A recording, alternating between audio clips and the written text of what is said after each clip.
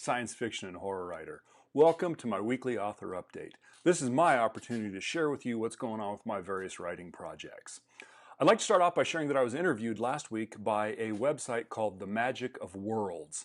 It's a Belgium-based website, and there were a number of really interesting questions. And one of those questions was if I could ask any author for some advice, who would I go to? I decided to scrap everyone who's still alive because a lot of them are giving their opinions and advice today, and go back in history and talk to the guy that is right there.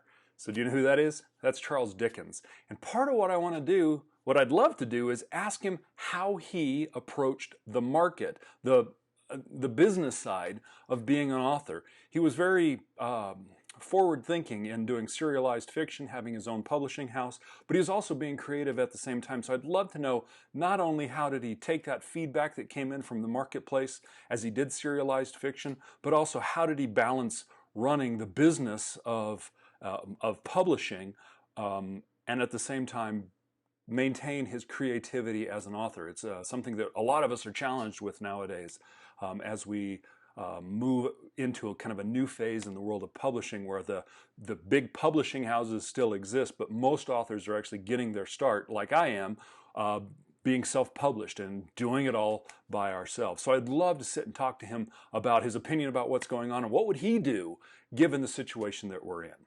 So you can go to and read my interview at sheaoliver.com/MW1. That'll redirect you to the correct website. All right, let's hop on over to The Betrayal of Ka real quick, my first sci-fi book. As I've shared with you, it's free at sheaoliver.com/freebook. I'm also doing a giveaway on goodreads.com. It wraps up this week on Thursday. I'm giving 100 copies away of The Betrayal of Ka and Book 2 of the Transprophetic series. And Book 2 will actually be a pre-release copy. So you'll be able to, if you win, you get a copy before it's available to the public. So go to sheaoliver.com/giveaway. That'll redirect you right over to the correct page on goodreads.com. So I told you I wanted to share with you some of the reviews on The Betrayal of Ka. And this week I want to point out one from a gentleman named Tim Learn, and point out one thing in specific. He's not a sci-fi guy. He says, I gave this 5 stars. I usually don't like sci-fi. I didn't want to necessarily write a hard sci-fi that was deep into, dreamy technology, making up how things might function. I wanted to write the story of the people that were in the different, in the space world that I'm creating, in this galaxy that I'm creating, where I've got 2 planets that have decided in essence to come and invade the planet Earth. So in book 1, the invasion doesn't happen. It's actually the build-up to the invasion. And so I really appreciate him pointing out that it's a book that people who don't like sci-fi often find something that they like in the book, because it's really the story of people. The science fiction stuff is not hard sci-fi. It's just what I'm wrapping the stories of a number of people in because I gotta have a little sci-fi because I just love sci-fi. So go to sheaoliver.com/giveaway, enter in that contest, and you might be one of the first people to read book 2.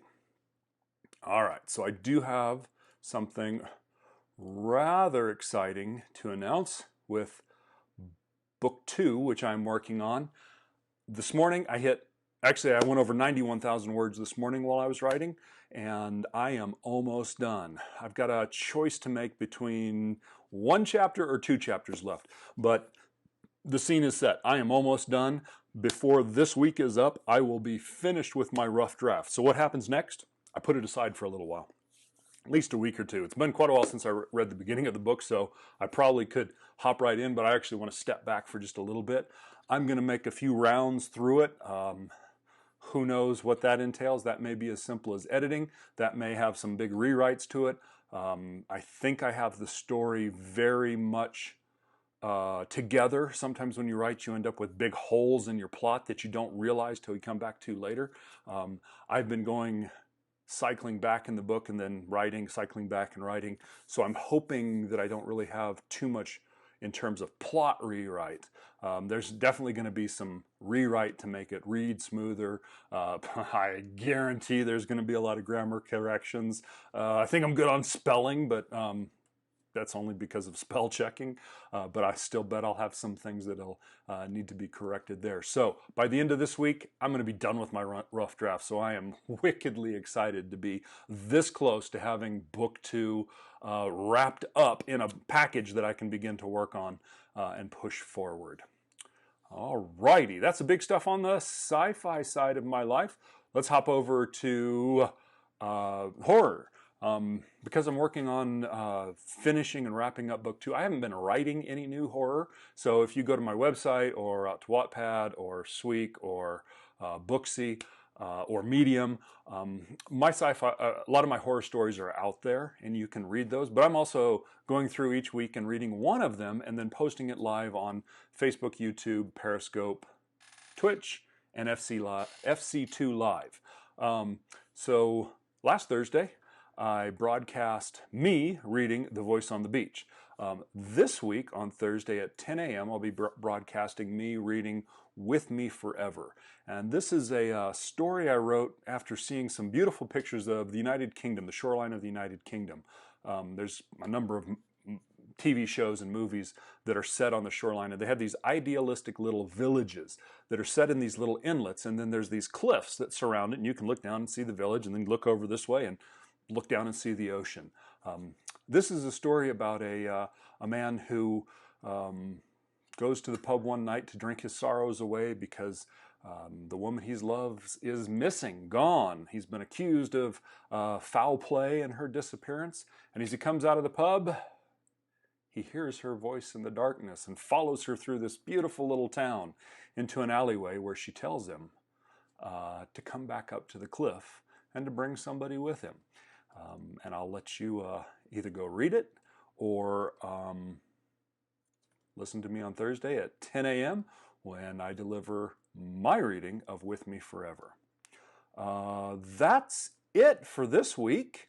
So until next week, have a wonderful week.